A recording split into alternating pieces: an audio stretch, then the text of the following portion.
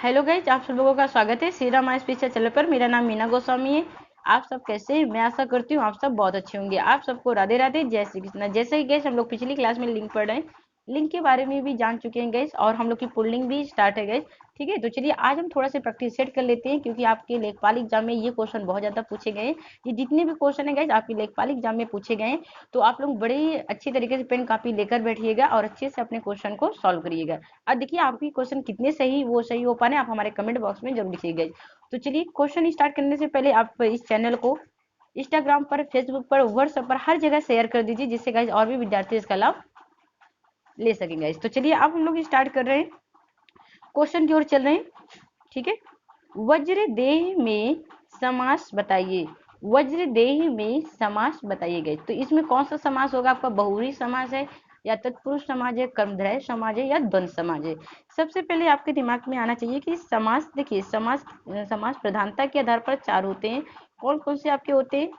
अव्ययी भाव समाज होते हैं, बहुव्रीहि समाज होता है, तत्पुरुष समाज होता है, द्वंद्व समाज होता है। ठीक है, तो यहाँ पर देखिए कौन सा ऑप्शन आपका सही हो। सबसे पहले आप वज्र देह का समास विग्रह करिए। देखिए वज्र है जिनकी देह, वज्र है जिनकी देह, तो गाइज आपके दिमाग में तुरंत आ गया होगा कि इसमें दोनों पद ना प्रधान होगा, कोई तीसरा पद क्या है? प्रधान है। तो यहाँ पर आप तुरंत समझ जाएंगे कि कोई तीसरा पद प्रधान कब होता है, वो बहुव्रीहि समाज भी होता है। तो इसमें कौन सा ऑप्शन आपका सही होगा? ए ऑप्शन आपका सही होगा, क्योंकि बहुव्रीहि समाज में क्या होता है, इसमें इसमें दोनों पद ना प्रधान होगा, कोई तीसरा पद प्रधान होता है। जैसे एक उदाहरण मैं और दे दूं, जो बहुत ज्यादा एग्जाम में पूछा जाता है, दशानन।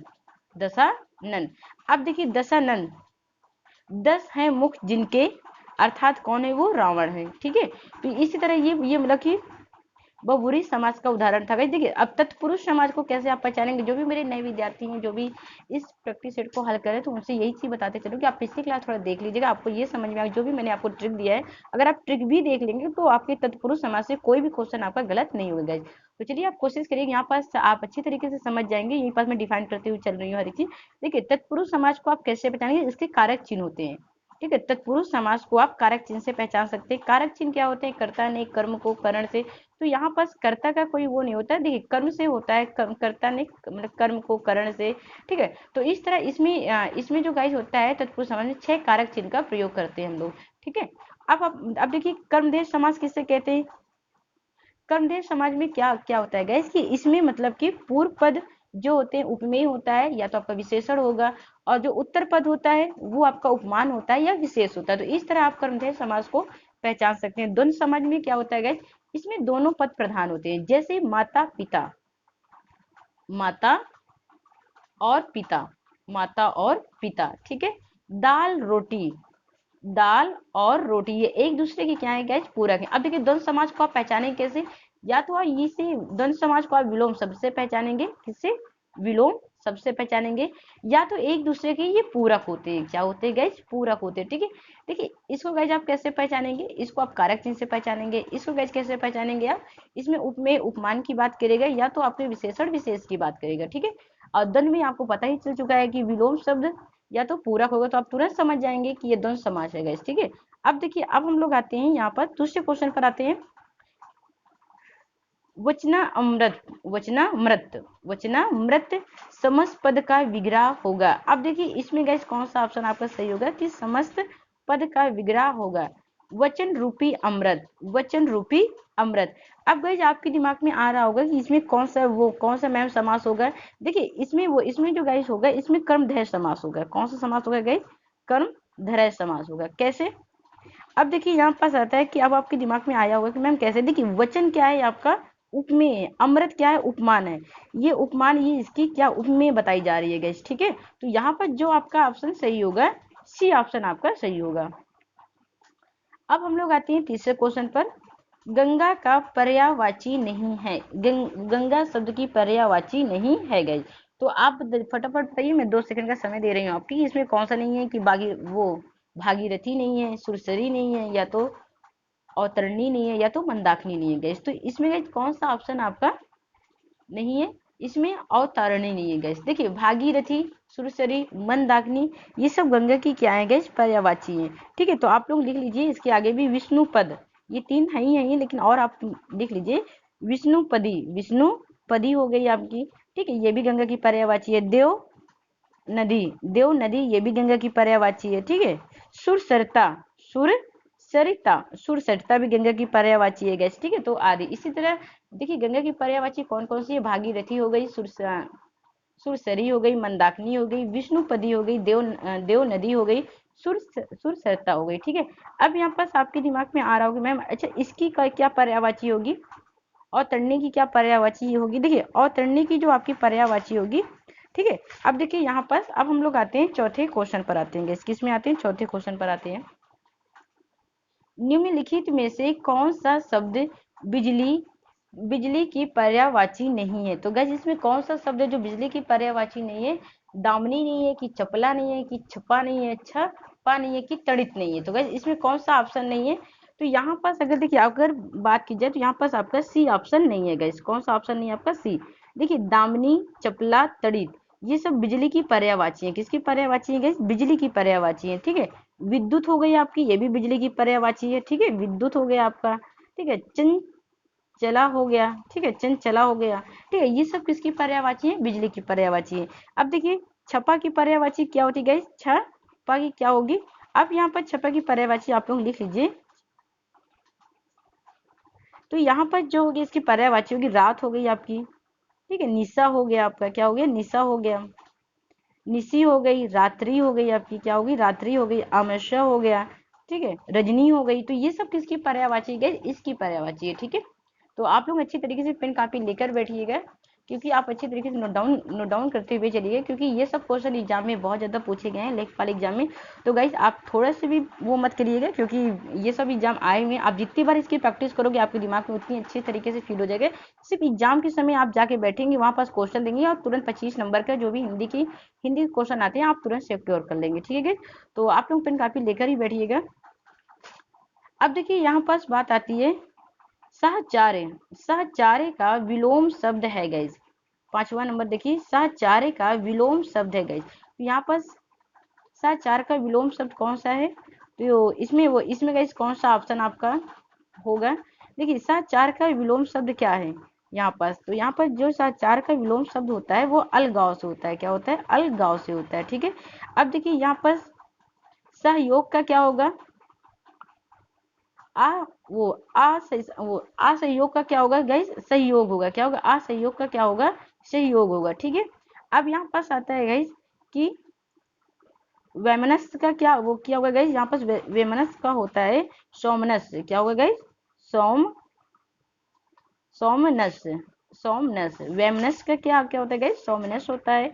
और आपका असहयोग का क्या होगा, सहयोग होगा आपका, असाचार का क्या होगा, अलगाव होगा गाइस। तो इस तरह आप लोग नोट डाउन करते हुए चलिए किसका क्या होगा, सृष्टि का विलोम शब्द क्या होगा, सृष्टि का विलोम शब्द है।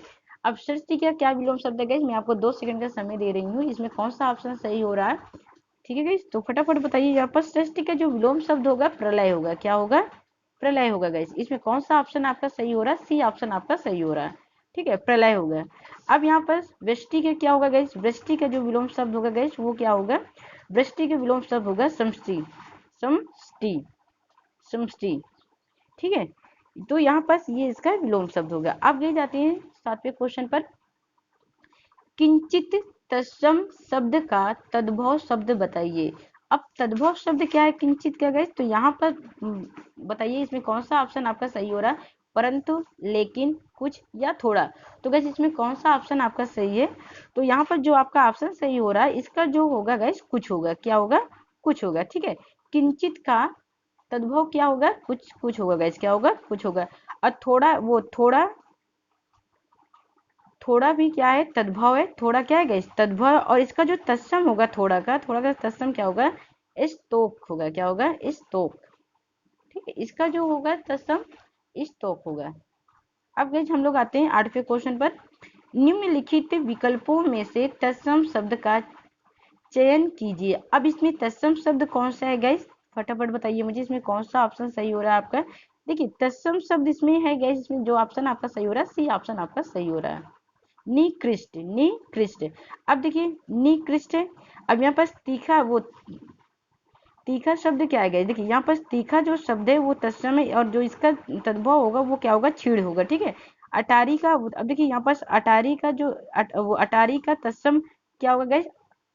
अटक, अटक, अटक, देखिए गाइस यहाँ पास होगा अटलिका, अटलिका, अटलिका होगा गाइस, ठीक है। तो यहाँ पास ये आपका होगा। अब हम लोग आते हैं 9वें क्वेश्चन पर। कल्पांत शब्द में कौन सी संधि है? तो इसमें गाइस कौन सी संधि? सबसे पहले अगर आप लोगों ने संधि की क्लास बहुत अच्छी तरीके से की होगी, सबसे पहले हमने आपसे यही चीज बताया कि आप शब्द के बीचों बीच देखिए। देखिए यहाँ पर कल्पांत दिया हुआ है, कल्पांत शब्द के बीचों बीच देखिए, आपने क्या किया? आ को बाहर निकाल लिया। क्या किया? आ को बाहर निकाल लिया। बचा हुआ टुकड़ा हमने क्या किया? जो का त्यों लिख दिया, हलन के साथ पा गया आपका, और ये बचा हुआ टुकड़ा ता लिख दिए, ठीक है। अब आपके दिमाग में आना चाहिए कि जब देखिए आ का मेल किसके साथ होता है? जो बड़ा आ बन जाता है। तो जब छोटा आ का मेल, देखिए या तो छोटा आ का मेल बड़ा आ के साथ हुआ होगा, या तो बड़ा आ का मेल छोटा आ के साथ हुआ, तो आपके दिमाग में तुरंत आया होगा कि ये कौन सी संधि में होता है कि जिसमें सेम होते छोटी ई का मेल। तो आपके दिमाग में तुरंत आया होगा गाइस, ये दीर्घ संधि का उदाहरण है। किसका है? दीर्घ संधि का उदाहरण है गाइस। तो आप यहाँ पास आप तुरंत कहेंगे ये दीर्घ संधि का उदाहरण है गाइस, ठीक है। अब देखिए इसको इसको गाइस आप हल कैसे करेंगे? अब मैं थोड़ा ये भी बताते चलूं कि बाई दफे अगर आपसे पूछ लिया जाए, देखिए कल्प, कल्प तांत, सबसे पहले आप क्या करेंगे इसको गाइस? इससे आपने बड़ा आ बाहर निकाल लिया। अब इसको देखिए, छोटा आ बड़ा आ का मेल प्लस बड़ा आ का मेल छोटा आ के साथ होगा। बचा हुआ टुकड़ा आप इसके साथ रखकर देख लीजिए, तो यहाँ पास क्या हो गया? कल्प, ठीक है, या तो कल्पा, कल्पा हो जाएगा। अब ये शब्द आप इसके साथ रख के देख लीजिए, या तो इसका अंत हो जाएगा, क्या वो क्या होगा गाइस? या तो इसका आपका अंत होगा, या तो अंता होगा, अंता होगा। तो आपके दिमाग में तुरंत, अब इसमें देखिए दो सार्थक शब्द कौन से? कल्प धन अंत, कल्प धन अंत गाइस। तो अगर शायद आपके ऑप्शन में ऐसे भी दिया होता गाइस, तो आप इस तरह भी निकाल सकते थे, आपको संधि करने में कोई दिक्कत नहीं होगी गाइस। बस मत आप थोड़ा सा क्लास कर लीजिएगा, जिससे जिससे आपको संधि बहुत अच्छी तरीके से समझ में आ जाएगी। अब देखिए 10वें क्वेश्चन पर आते हैं हम लोग। नि धन कलंक का सही संधि शब्द कौन सा है? नि धन कलंक का सही संधि शब्द कौन सा है गाइस? तो इसमें कौन सा ऑप्शन आपका सही हो रहा है गाइस? फटाफट बताइए। देखिए यहाँ पास टाइपिंग मिस्टेक हो गई है, इसे आप बी कर लीजिए और इसे आप सी कर लीजिएगा, ठीक है। टाइपिंग मिस्टेक हो गई है। अब देखिए इसमें गाइस कौन सा ऑप्शन आपका सही हो रहा है? तो यहाँ पर जो आपका ऑप्शन सही हो रहा है गाइस, यहाँ पर डी ऑप्शन आपका सही हो रहा है गाइस, ठीक है। तो ये मतलब रही आपकी विसर्ग संधि रही। ये कौन सी संधि है आपकी? विसर्ग संधि का उदाहरण, ठीक है, विसर्ग संधि का है।